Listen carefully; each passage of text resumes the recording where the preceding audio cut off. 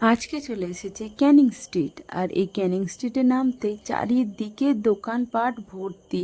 আর যেহেতু এখন রোজা চলছে তার জন্য চারিদিকে লোকজনও ভর্তি। আর চারিদিকে খাবার দাবারও বেশ বিক্রি হচ্ছে। আর এই ক্যানিং স্ট্রিটে তো আমি নেমে অবাক হয়ে গিয়েছি, কারণ চারিদিকে এত দোকানপত্র, এত জিনিসপত্র যে কোনটা ছেড়ে কোনটা দেখব আর কোনটা না দেখব সেটাই ভেবে পাচ্ছি না। আর লোকজনও বেশ। আজকে আমাদের ক্যানিং স্ট্রিটে আসার উদ্দেশ্য হচ্ছে এখান থেকে যাব আমরা লালবাজার। লালবাজারে নাকি চশমা খুব ভালো পাওয়া যায়, তো তার জন্যে আমরা এখন ক্যানিং স্ট্রিট নেমেছি। এখান থেকে দেখতে দেখতে যাব লালবাজারের দিকে। আর লালবাজারে জানেন একটা কি ভালো পাওয়া যায়, এখানে ইনস্ট্রুমেন্টগুলো বেশ ভালো পাওয়া যায়। বিভিন্ন ধরনের হারমোনিয়াম, তানপুরা, গিটার, তবলা, আরও কত কি। এই যে এখানে একটা লোক ভিতরে হারমোনিয়াম দেখছে। আর এই যে দেখুন কত রকমের ইনস্ট্রুমেন্ট পাওয়া যায়। তো আমরা এখন চলে এসেছি চশমার দোকানে। এখানে প্রথমে একটা চশমা আমি ট্রাই করছি যে কেমন লাগে। এরপরে আরও একটা চশমা নিয়ে নিলাম, নিয়ে ট্রাই করলাম যে এটা কেমন লাগে।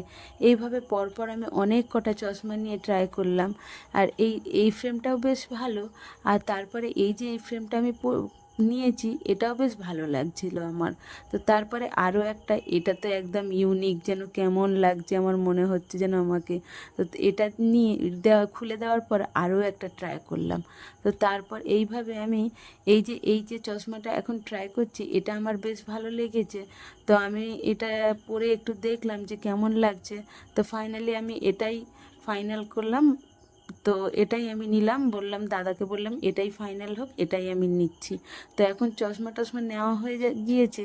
তো এখন আমরা বাড়ির দিকে আবার রওনা দিচ্ছি। এখান থেকে আমরা চলে এলাম স্প্ল্যানেড। আর ওই যে দুতলা বাসটা যাচ্ছে, দেখতে বেশ দারুণ লাগছে। তো এখান থেকে আমরা মেট্রো ধরবো, তারপরে আমরা যাব বাড়ি।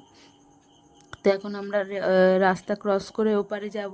আর এই যে এখন আমরা হাঁটছি, এখানেও বেশ লোকজন ভর্তি, চারিদিকে বেশ দোকানপাট। এখান থেকে এবার আমরা নেব মেট্রো।